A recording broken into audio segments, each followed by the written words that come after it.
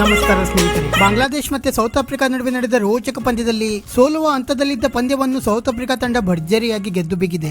South Africa ಈ ಪಂದ್ಯವನ್ನು ಗೆದ್ದ ನಂತರ ಪಾಯಿಂಟ್ಸ್ ಟೇಬಲ್ ನಲ್ಲಿ ಯಾವ್ಯಾವ ಬದಲಾವಣೆಯಾಗಿದೆ, ಯಾವ ತಂಡ ಯಾವ ಸ್ಥಾನಕ್ಕೆ ತಲುಪಿದೆ, ಇದರ ಬಗ್ಗೆ ಸಂಪೂರ್ಣ ಮಾಹಿತಿಯನ್ನು ಈ ವಿಡಿಯೋದಲ್ಲಿ ತಿಳಿದುಕೊಳ್ಳೋಣ. ದಯವಿಟ್ಟು ವಿಡಿಯೋ ಕೊನೆಯ ತನಕ ನೋಡಿ ಮತ್ತೆ ಇತರರಿಗೂ ಕೂಡ ಶೇರ್ ಮಾಡಿ. ಅದಕ್ಕೂ ಮುನ್ನ ಸ್ನೇಹಿತರೆ, ನೀವು ಕೂಡ ಭಾರತ ತಂಡದ ಅಭಿಮಾನಿಯಾಗಿದ್ದರೆ ಈ ವಿಡಿಯೋಗೆ ಒಂದು ಲೈಕ್ ಮಾಡಿ. ಮತ್ತೆ ನಿಮ್ಮ ಪ್ರಕಾರ 2024ರ T20 ವಿಶ್ವಕಪ್ ನ ಚಾಂಪಿಯನ್ ಯಾರಾಗಬಹುದು ಎಂದು ನಮಗೆ ತಪ್ಪದೇ ಕಮೆಂಟ್ ಮೂಲಕ ತಿಳಿಸಿ. ಸ್ನೇಹಿತರೆ, ಸೌತ್ ಆಫ್ರಿಕಾ ಮತ್ತೆ ಬಾಂಗ್ಲಾದೇಶ ನಡುವಿನ ಮಹತ್ವದ ಪಂದ್ಯದಲ್ಲಿ ಟಾಸ್ ಸೋತು ಮೊದಲು ಬ್ಯಾಟಿಂಗ್ ಮಾಡಿದಂತ ಸೌತ್ ಆಫ್ರಿಕಾ ತಂಡ ನಿಗದಿತ 20 ಓವರ್ಗಳಲ್ಲಿ ಕೇವಲ 113 ರನ್ಗಳನ್ನು ಕಲೆ ಹಾಕಿತ್ತು.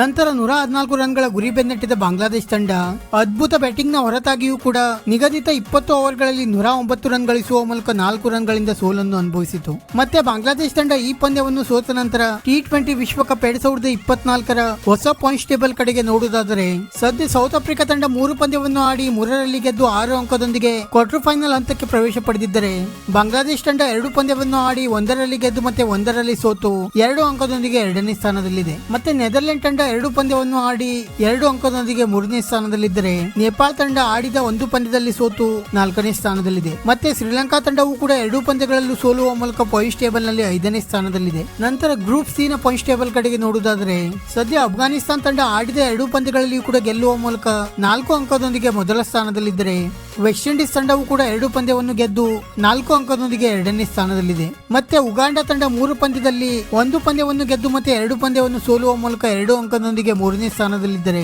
PNG ತಂಡ ಆಡಿದ 2 ಪಂದ್ಯಗಳಲ್ಲಿ ಸೋಲುವ ಮೂಲಕ ಪಾಯಿಂಟ್ಸ್ ಟೇಬಲ್ ನಲ್ಲಿ 4ನೇ ಸ್ಥಾನದಲ್ಲಿದೆ. ಮತ್ತೆ ನ್ಯೂಜಿಲೆಂಡ್ ತಂಡ ಸದ್ಯ ಆಡಿದ ಮೊದಲ ಪಂದ್ಯದಲ್ಲಿ ಸೋತು ಪಾಯಿಂಟ್ಸ್ ಟೇಬಲ್ ನಲ್ಲಿ 5ನೇ ಸ್ಥಾನದಲ್ಲಿದೆ.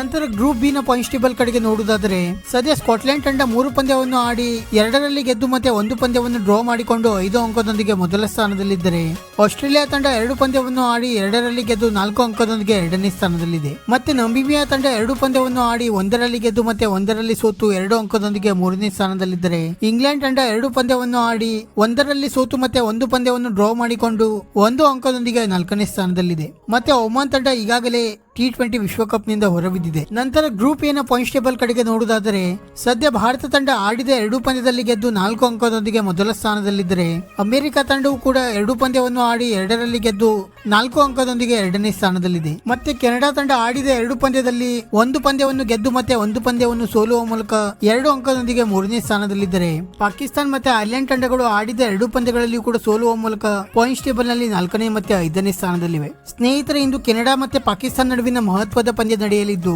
ಈ ಪಂದ್ಯವನ್ನು ಪಾಕಿಸ್ತಾನ ತಂಡಕ್ಕೆ ಅತ್ಯುತ್ತಮ ರನ್ ರೇಟ್ ನೊಂದಿಗೆ ಗೆಲ್ಲಬೇಕಾಗಿದೆ. ಒಂದು ವೇಳೆ ಪಾಕಿಸ್ತಾನ ತಂಡ ಈ ಪಂದ್ಯವನ್ನು ಸೋತರೆ T20 ವಿಶ್ವಕಪ್ ನಿಂದ ಹೊರಬೀಳಲಿದೆ. ಸ್ನೇಹಿತರೆ, ಇದಾಗಿತ್ತು ಸದ್ಯದ T20 ವಿಶ್ವಕಪ್ ನ ಪಾಯಿಂಟ್ಸ್ ಟೇಬಲ್. ಇದೇ ರೀತಿ ಪ್ರತಿಯೊಂದು ಕ್ರಿಕೆಟ್ ಸುದ್ದಿಗಾಗಿ ಈ ವಿಡಿಯೋಗೆ ಒಂದು ಲೈಕ್ ಮಾಡಿ ಮತ್ತೆ ನಮ್ಮ ಈ ಚಾನೆಲ್ ಅನ್ನು ಸಬ್ಸ್ಕ್ರೈಬ್ ಮಾಡಲು ಮರೆಯಬೇಡಿ.